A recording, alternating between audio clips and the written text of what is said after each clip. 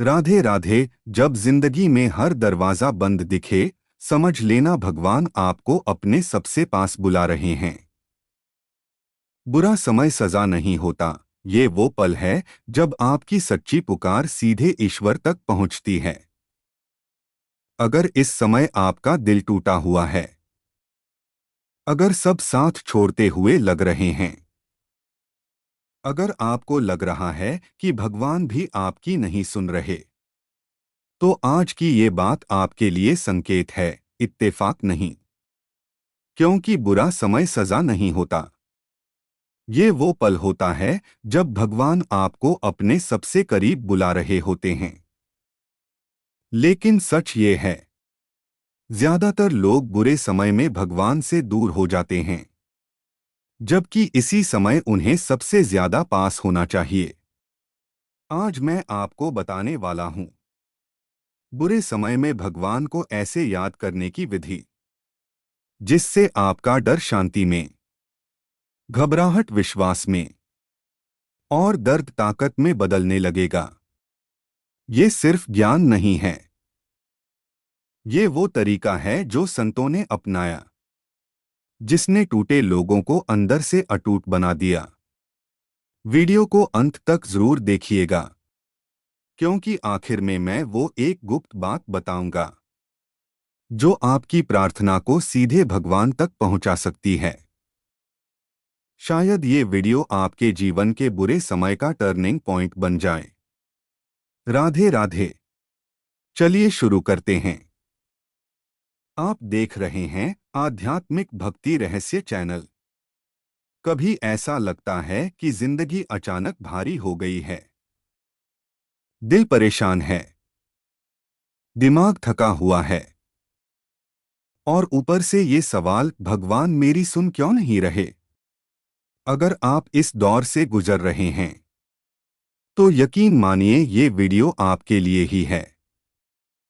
क्योंकि बुरा समय सिर्फ परीक्षा नहीं होता, ये वो समय होता है जब भगवान हमें सबसे ज्यादा अपने पास बुला रहे होते हैं।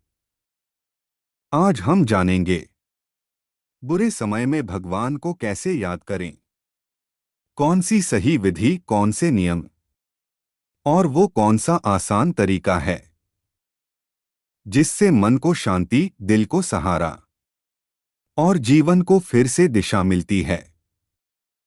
इसलिए वीडियो को अंत तक जरूर देखिए, क्योंकि आखिर में मैं आपको एक ऐसी आध्यात्मिक बात बताऊंगा जो आपकी प्रार्थना की शक्ति कई गुना बढ़ा सकती है। तो आइए, मन को शांत कीजिए और भगवान के करीब चलने की ये यात्रा शुरू करते हैं। बुरे समय में इंसान सबसे ज्यादा टूटता नहीं, बल्कि सबसे ज्यादा बदलता है, और यही वह क्षण होता है जब भगवान को सच्चे मन से याद किया जा सकता है। जब जीवन में सब कुछ ठीक चलता है, तब प्रार्थना आदत होती है, पर बुरे समय में वही प्रार्थना सहारा बन जाती है। कठिन समय हमें यह सिखाने आता है कि हमारा असली सहारा कौन है। भगवान को याद करना किसी जगह, वस्त्र या विशेष स्थिति पर निर्भर नहीं है, यह मन की अवस्था पर निर्भर है। जब मन दुखी हो, तब वही दुख भगवान से जुड़ने का द्वार बन सकता है। सबसे पहले यह समझना जरूरी है कि बुरा समय सजा नहीं, सीख है। ईश्वर हमें गिराने के लिए नहीं, मजबूत बनाने के लिए परीक्षा में डालते हैं। जब भी मन घबराए, तुरंत मन में उनका नाम लेना शुरू करें। नाम जप सबसे सरल और प्रभावशाली साधना है। नाम में ही भगवान का स्वरूप छिपा होता है। धीरे धीरे सांस के साथ नाम जोड़े। सांस अंदर जाए तो मन में राधे या राम कहें। सांस बाहर आए तो फिर वही नाम दोहराएं। यह प्रक्रिया मन को भटकने से रोकती है। बुरे समय में मन बार बार नकारात्मक सोचता है। नाम जप उस नकारात्मकता को काटता है। दूसरा नियम है शिकायत कम, समर्पण ज्यादा। बार बार क्यों मेरे साथ पूछना मन को और भारी करता है। इसके स्थान पर कहें, हे प्रभु मुझे संभाल लो। समर्पण कमजोरी नहीं, सबसे बड़ी शक्ति है। तीसरा नियम है अकेले में भगवान से बात करना। प्रार्थना सिर्फ मंत्र पढ़ना नहीं, दिल की बात कहना है। उन्हें बताइए कि आपको किस बात से दर्द है। रोना आए तो रो लीजिए, भगवान के सामने आंसू भी पूजा बन जाते हैं। चौथा नियम है रोज थोड़ा समय शांति में बैठना। भले ही 5 मिनट हो, पर नियमित हो। आंखें बंद करके केवल भगवान की छवि मन में लाएं। कल्पना करें कि वे आपके पास बैठे हैं। उनकी उपस्थिति का अनुभव करने की कोशिश करें। धीरे धीरे मन को सुकून मिलने लगेगा। पांचवा नियम है सत्संग सुनना या पढ़ना। बुरे समय में मन कमजोर होता है। सत्संग मन को दिशा देता है। संतों की वाणी मन में आशा जगाती है। छठा नियम है कृतज्ञता का अभ्यास। भले मुश्किलें हों, फिर भी कुछ चीजें ठीक होती हैं। उनके लिए भगवान को धन्यवाद कहें। कृतज्ञता दुख के बीच भी प्रकाश लाती है। सातवां नियम है गलत संगति से दूरी। नकारात्मक लोग मन को और गिराते हैं। भगवान को याद करने के लिए सकारात्मक वातावरण जरूरी है। आठवां नियम है सेवा भाव। जब हम किसी और का दुख कम करते हैं, अपना दुख हल्का हो जाता है। सेवा भगवान तक पहुंचने का सीधा मार्ग है। नवां नियम है धैर्य रखना। हर समस्या का समाधान समय के साथ आता है। भगवान की घड़ी हमारी घड़ी से अलग होती है। 10वां नियम है विश्वास बनाए रखना। विश्वास ही वह पुल है जो दुख से सुख तक ले जाता है। बुरे समय में भगवान को याद करने का सबसे बड़ा फायदा मानसिक शांति है। मन धीरे धीरे स्थिर होने लगता है।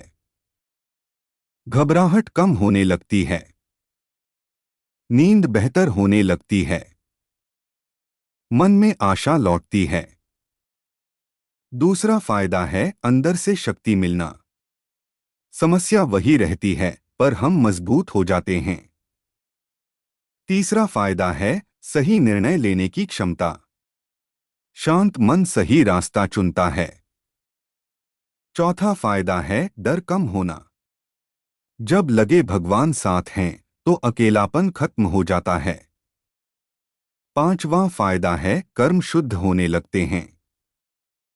दुख इंसान को विनम्र बनाता है। विनम्रता भगवान के करीब ले जाती है। छठा फायदा है जीवन का नजरिया बदलना। हम समझते हैं कि सब अस्थायी है। सातवां फायदा है अंदर प्रेम बढ़ना। दर्द दिल को कोमल बनाता है। आठवां फायदा है आध्यात्मिक उन्नति।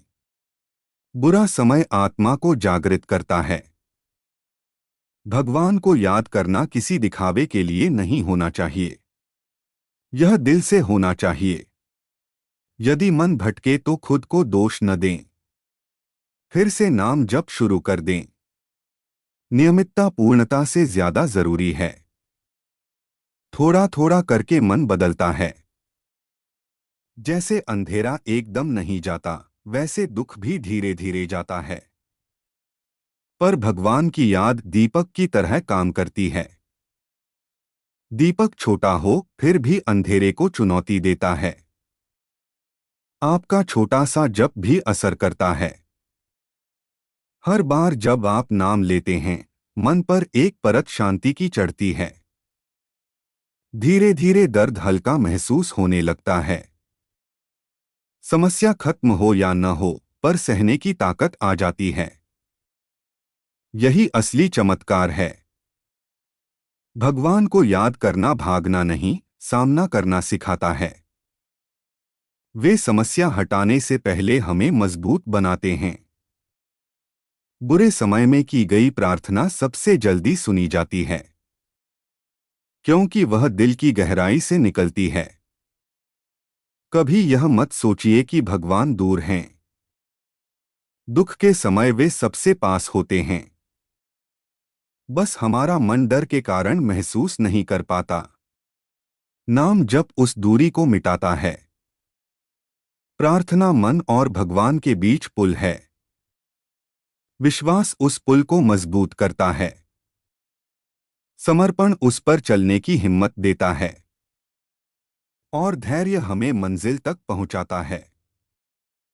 इसलिए बुरे समय को अभिशाप न मानें। इसे भगवान का बुलावा समझें। जितना दुख गहरा, उतनी प्रार्थना सच्ची। जितनी प्रार्थना सच्ची, उतनी कृपा निकट। याद रखिए, रात जितनी गहरी होती है, सुबह उतनी ही करीब होती है। वैसे ही दुख जितना भारी हो, भगवान उतने ही पास होते हैं। बस उनका नाम पकड़ लीजिए। वही नाम आपको पार लगा देगा। और एक दिन आप पीछे मुड़कर देखेंगे, यही बुरा समय आपकी सबसे बड़ी आध्यात्मिक शुरुआत था। बुरा समय भगवान से